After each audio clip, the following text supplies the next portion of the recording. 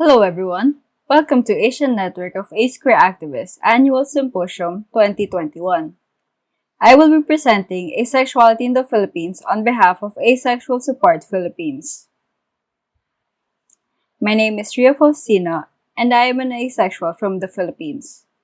My pronouns are she, her, and I am aromantic asexual. I've known that I was in the ace spectrum since I was in high school, but it took me until 5 years ago to realize that I was aromantic asexual specifically. I got into a romantic relationship in college, and it made me question what my romantic and sexual orientation really was. I did some research, and I realized my identity a year after that relationship.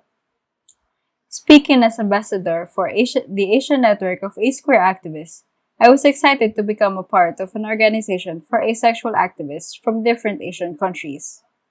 I am proud to be a representative of the Philippines and to share my experience as a Filipino to other Asians and allies, as well as to hear about the experiences of other Asian asexuals.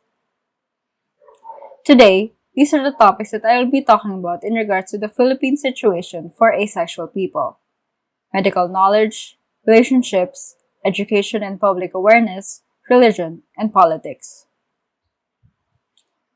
Besides doing research for this presentation, we also conducted a survey. It provides an analytics that is in a decision to support asexuality in the Philippines. These 4 questions helped us to answer the 5 points raised in this presentation.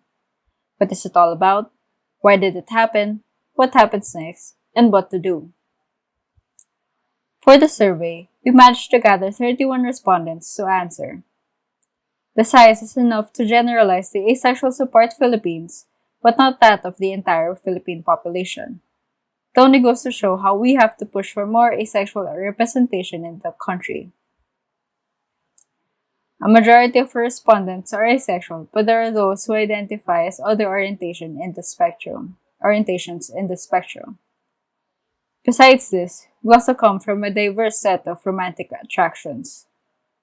The graph tells us one thing: there are more young people who are open to the concept of asexuality, and that aligns with the wider populace. In this part, we discuss the gap between what medical professionals know versus what the public knows about asexuality. We managed to get 4 people to share what their experience was like coming out as asexual to their medical professionals. From these 4, 3 of them said that psychiatrists see it as a valid orientation and non-experience to it isn't a basis to be allosexual. We also tried to research about what the medical community says about asexuality in the Philippines. So far, the Philippine Psychological Association said their piece last 2020. They're the highest body who regulates the profession of psychologists here in the country. For this body, human rights covers the science of LGBT rights. That includes asexuality as a normal orientation that doesn't need any therapeutic interventions to overcome.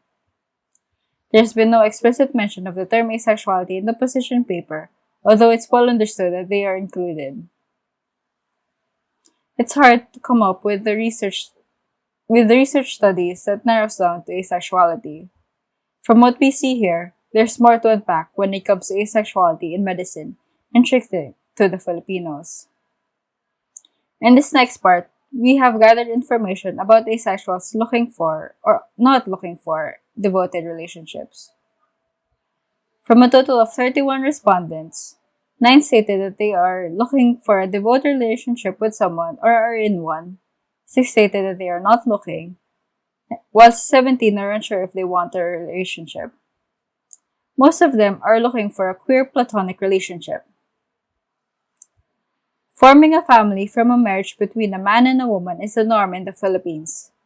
Besides this, the word relationship itself is implied to mean a romantic relationship for the majority. This is what we call amatonormative.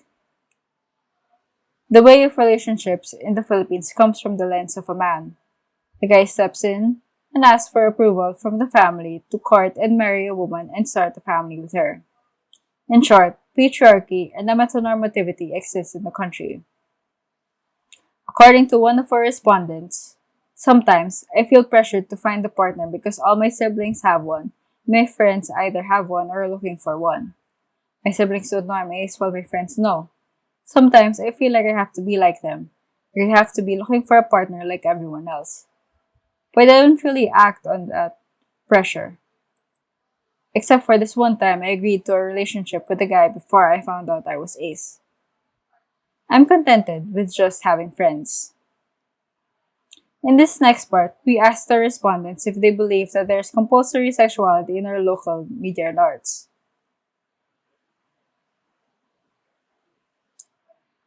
A majority of respondents said yes, 24 saying that there is compulsory sexuality, and many of those saying that local media tends to be heteronormative. There are also 4 that say that there is no compulsory sexuality, 2 that say that they aren't sure, and 1 that partially agrees. As stated by one of our respondents, yes, most local media pertaining to the romance genre is populated with cishet couples. That is, cisgender and heterosexual couples. The constant exposure to this type of relationship can make it seem as if that is the default, that being cishet is the norm and anything outside is not. This harms many youths into believing that they are wrong for being who they are and being pressured to be with people that they don't necessarily like, and living a life they will never find satisfaction or gratification in. Next, I will be talking about what it's like to find out about asexuality in our public spheres. A majority of asexuals in the Philippines find out about asexuality through online sources, like Tumblr, Google, YouTube, Twitter, Reddit, and Facebook. We also have local news articles related to asexuality. They're published by Scout, CNN Philippines, GMA News Online, Rappler, and PhilStar. We also have a short film that was featured in AVEN, or Asexuality Visibility and Education Network.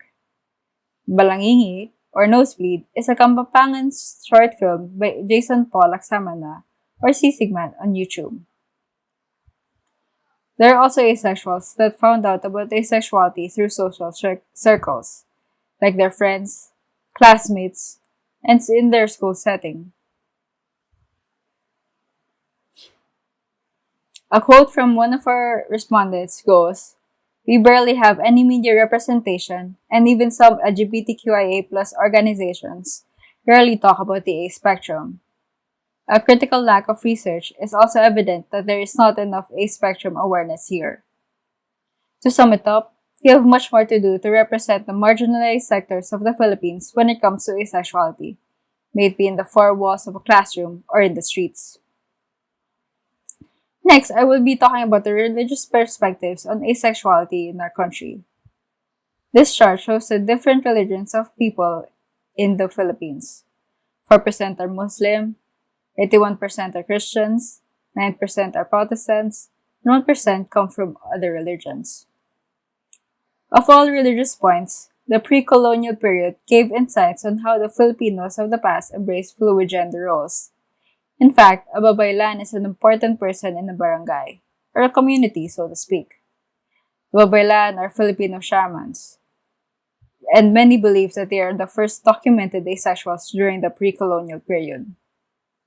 From the eyes of the Spanish colonizers, they were celibates, but the babaylans, which comes in different names across the country, are the connection from the world to the spirits of nature. You may learn more about it by reading William Henry Scott's Looking for Pre-Hispanic Filipino and other essays in Philippine history. That's how empowered asexuality was in the past. However, as time goes by, asexuality became an invisible orientation in the modern religions in our country. Most religious sects highlight the man as a high vicar, where a man subdues, woman subdues. As such, asexuality became an effeminate trait that goes below an assertive man in terms of culture. This is echoed in Daoism in Philippine mythology, where it states our ancestor, the babaylan, in the record was described as mute, effeminate, identifies more woman than a man in their manner of living and occupation, and dance like a woman, never as a man whose dances was different. Next, we talk about the political spheres of asexuality, from bureaucratic to grassroots activist initiatives. In our country, we have the SOGI Bill, or House Bill number 4982, also known as an act prohibiting discrimination on the basis of sexual orientation or gender identity or expression, SOGI, and providing penalties therefor. We have been trying to make the SOGI Bill into law. This is the timeline of the SOGI Bill. It was in 2000 that the SOGI Equality Bill was proposed by the Congress, but it was never passed into law. By 2017, House Bill 4982 was approved on third and final reading in the House of Representatives and then transmitted to the Senate for their own deliberations. By May 2019, it became the longest-running bill under the Senate interpellation period in the Philippines. But then in 2020, elections for the Senate took place and the process started all over again. It was in December 2020 that the proposed law was reintroduced in the 18th Congress and after it was turned down in previous sessions. Besides the SOGI Bill, we also have anti-discrimination ordinances which are on the basis of sexual orientation and gender identity and expression. They are there for the protection of lesbians, gays, bisexuals, transgenders, intersex people, and queers.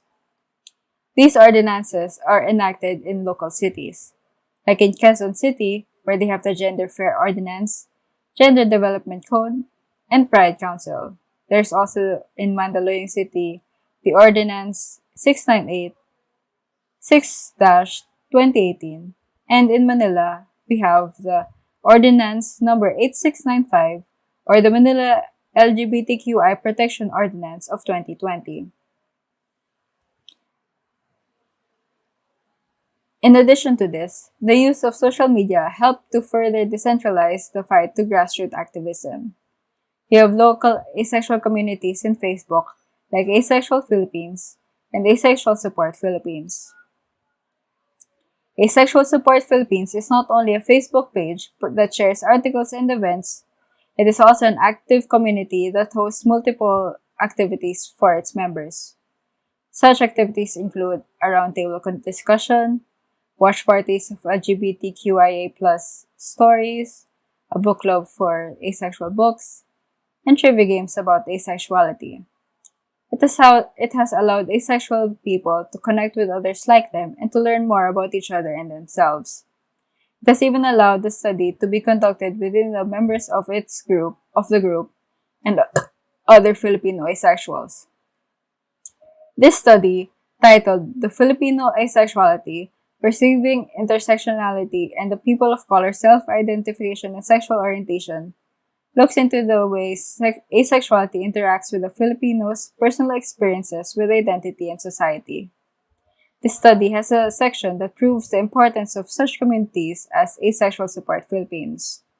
The quote goes as follows: Asexual Support Group Philippines can be seen as a form of online asexual organizing.